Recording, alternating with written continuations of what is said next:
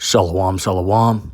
As always, I want to start off these videos by giving all glory, honor, and thanks to the Heavenly Father, Yahweh, and His only begotten Son, Yahweh Shai, for this wisdom and knowledge. Call Halayim La, Yahweh Bahasham, Yahweh Shai, Bahasham Rakah Quadash, as well as a double honors, a respectful double honors upon to the apostles and elders of GMS, the many various men and camps of Great Millstone, whom I've learned and continue to learn this truth under. I'm the brother Allah Yahweh. Lord willing, this video be edifying, something titled to the sort of a common global enemy. And we know that's Babylon the Great, America. This place is depicted biblically as the hammer of the earth. And who's swinging that hammer? The small hats, the tiny tops, the twin triangles, the you wish pretend, those elite banking families over there in the land. They're dragging Babylon the Great into this third woe, World War III. But America has been in a perpetual state of war. Why? Because it's run by a nation of criminals, a nation of robbers, murderers, killers, serial killers, which is you Edomites. Okay, so Esau, in these last days is being revealed. Hold on 1 second. Let's get the book of 2 Thessalonians, the 2nd chapter, verse 3. Let no man deceive you by any means, for that day shall not come, except there come a falling away first, and that man of sin be revealed, the son of perdition. And that's Esau, Edom, the so-called self-proclaimed WHITE man. And you Amalekites, you tiny tops, y'all are Edomites too. Okay, y'all are the ones, that got the whole world in a state of chaos. I believe, it might be, is it Revelation, the 6th chapter, talking about the red horse, took peace. Revelation 6, verse 4. And there went out another horse that was red. And you Edomites, you're not really WHITE, you're red. You're pinkish to red in complexion. And power was given to him that sat thereon to take peace from the earth, and that they should kill one another. And there was given unto him a great sword. And you go to Genesis, it speaks on Esau, Edom's blessing being the sword. And that's how he would live by. Let me see if I can pull this up. Genesis 25. Okay, it speaks on Esau being a cunning hunter right here in the 27th verse. But as well, we skip down to Genesis, the 27th chapter, and it says right here, Genesis 27, verse 39, and Isaac his father answered and said unto him, Behold, thy dwelling shall be the fatness of the earth and the dew of heaven from above, and by thy sword shalt thou live, and shalt serve thy brother. Okay, so this man lives by the sword because that was his blessing. Did I skip over that? On this man's blessing being the sword.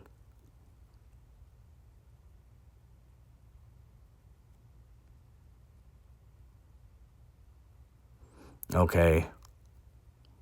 Salaki. Let me just make sure I got that point, that that's how this man moves. He lives by the sword. His blessing would be a great sword. Wasn't expecting to get these precepts, but the spirit moved. Okay, yeah, 38, Genesis 27, verse 38. And Esau said unto his father, Hast thou but one blessing, my father? Bless me, even me also, O my father. And Esau lifted up his voice and wept. Okay, so his gift was the fatness of the earth. All these lands, all these nations, the whole world would be in the palm of his hand. Who's running the world? The wicked. Job 9, verse 24. And how did he get all these lands? He didn't get that peacefully. He didn't get that through talking his way and being charismatic. No, he got that from upping his sword, which was his blessing. Verse 40, and by thy sword shalt thou live. That's how this man moves. He moves, he lives by the sword, but we're in the time he's going to die by that sword. And this is his last kingdom, Babylon the Great America. I typed in countries America's been to war with, and it's a very long list.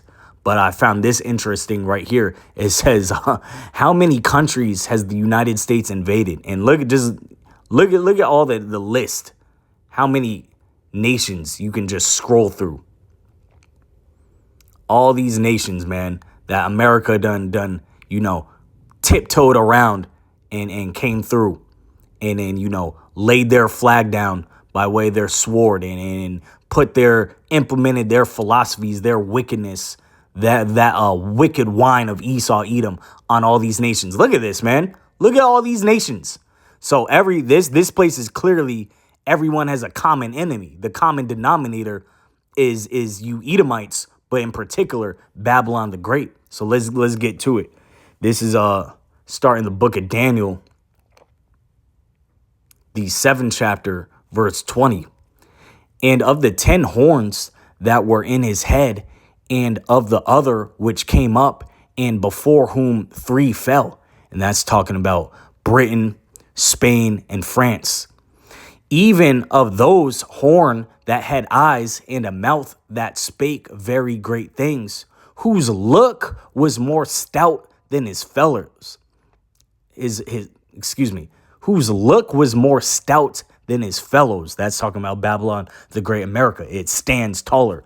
It was the one, it's got the tallest skylines. It's got the big bad military, it's got these prideful devils in office talking crazy. They quick to invade one nation after another. That's Babylon the Great America. Out of all the Edomite nations, America stands the tallest. But we're in the time where that's everyone getting tired of that shit, and they gonna all link up, gang up, and come against this man. All the places that this man done bullied, they all gonna meet this man in an alley and beat the brakes off him. And that's what's coming in this third woe. Nahum 3 verse 5. Behold, I am against thee, saith the Lord of hosts, and I will discover thy skirts upon thy face, and I will show the nations thy nakedness, and the kingdoms thy shame. And I will cast abominable filth upon thee, and make thee vile, and will set thee as a gazing stock. And all these nations, they can see this place for what it is, and they can see it's not so big, bad, and tough anymore. Okay, it's not the only one with nuclear missiles. This man done spent the last 6 decades bitching up his men, putting women in transformers and all type of madness within his military. The people are out of shape and not fit to run a damn mile. And this is who he's going to have to rely on to draft in this third woe. Okay, you got drug addicts, fentanyl addicts leaning, strung out all in the streets, cities and the infrastructure decaying here. This place is decaying and the people are decaying too. These other nations can peep that. They can see that. And they not as scared of the once big bad bully as before. But how this man moves, this is his MO. This is how he moves throughout the earth, pulling his sword out and taking the land of its resources and oppressing the people in them.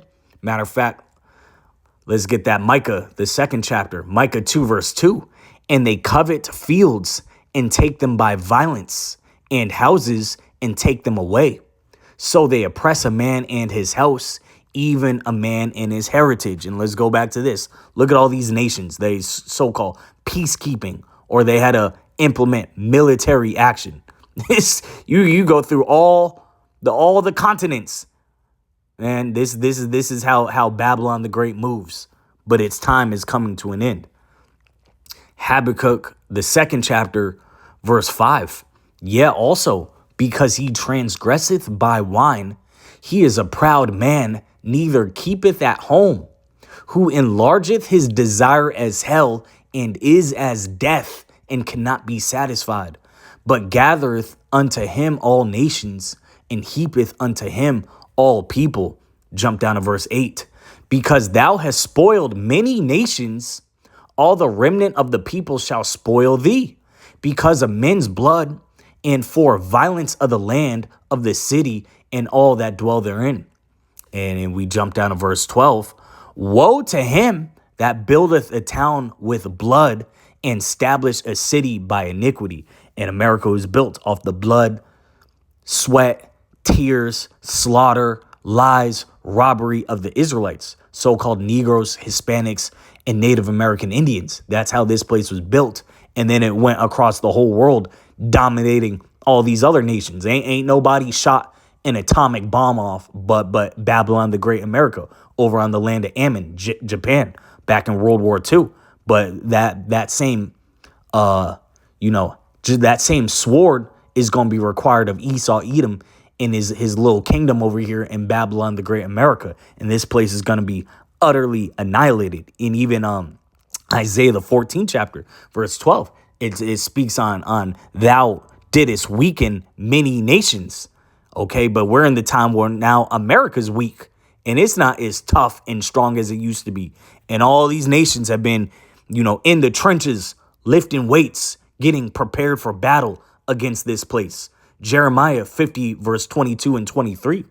A sound of battle is in the land and of great destruction. How is the hammer of the whole earth cut asunder and broken? How is Babylon become a desolation among the nations? And that's what's coming. That's what's going to culminate in this third woe. Verse 24. I have laid a snare for thee, and thou art also taken, O Babylon, and thou was not aware.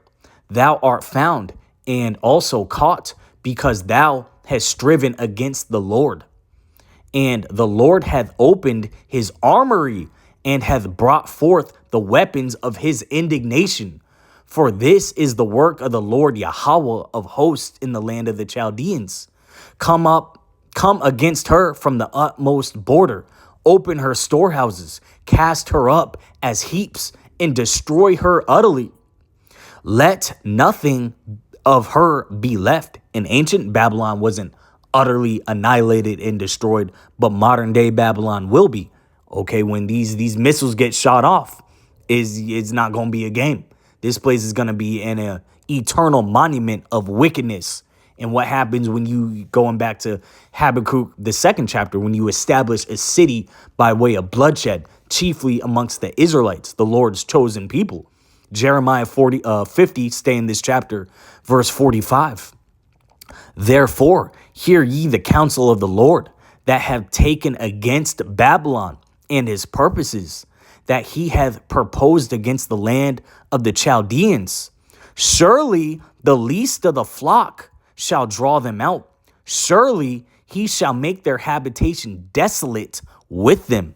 And that's talking about the land of Israel, the tiny tops, the twin triangles. They are dragging Babylon the Great into this third woe, and they're both going to get annihilated. Only difference is that land in Western Asia, in the so-called Middle East, where the tiny tops, as the scriptures say, a bastard shall dwell in Ashdod. Okay, those imposters, those vampires over there dwelling in the land currently, it's going to get rebuilt up in the kingdom to come. Starting with the return of Yahweh Shai and the beaming up of the elect. And those elites, the elite, tiny top bankers of Amalek, they going to be the first ones in captivity. And they going to be building up, first you got to remove all the damn dead bodies over there in the third woe. But they going to build up our kingdom. America not going to ever be built up. You can see that in Planet of the Apes. Okay, this place is going to be just a giant desert, a monument of wickedness. Jeremiah says it'll never be inhabited. Jeremiah, staying in the 50th chapter, verse 9 through, I believe, 15. For lo, I will raise and cause to come up against Babylon an assembly of great nations from the north country, talking about Russia, and they shall set themselves in array against her. From thence she shall be taken. Their arrows shall be as of a mighty expert man. None shall return in vain. Those arrows are talking about nuclear missiles. And Chaldea shall be a spoil, and all that spoil her shall be satisfied, saith the Lord. Because ye were glad, because ye rejoiced, O ye destroyers of mine heritage, because ye are grown fat as the heifer at grass and bellow as bulls. That's talking about how Esau came through and oppressed the Israelites and got fat off our captivity, off our oppression, off our slavery, and got rich. Okay, and how is this place started? It came birthed out of Great Britain. Your mother shall be sore confounded. She that bare you shall be ashamed. Behold, the hindermost of the nations shall be a wilderness, a dry land, and a desert. Because of the wrath of the Lord, it shall not be inhabited, but it shall be wholly desolate. Every one that goeth by Babylon shall be astonished and hiss at all of her plagues. Put yourselves in array against Babylon round about, all ye that bend the bow. Shoot at her, spare no arrows, for she hath sinned against the Lord. Shout against her round about. She hath given her hand. Her foundations are fallen. Her walls are thrown down. For it is the vengeance of the Lord. Take vengeance upon her as she had done. Do unto her. And it speaks on that in the book of Revelation. As they done did to us, fill their cup double. And Esau is Esau, he's going to get it bad on multiple ends. His beloved kingdom of wickedness and bloodshed, Babylon the Great, is going to get utterly annihilated in flames. Then he's going to have to serve a long, brutal punishment under the Israelites, a long 1,000 years of captivity. Just like we had to serve him, he's going to have to serve us, but double within righteousness. We're not going to be doing all the buck breaking and graping of wives and weirdo shit like he done did. But through righteousness, we gon' put the clamps on that boy Esau in the kingdom to come. And then he's going to get torched up again.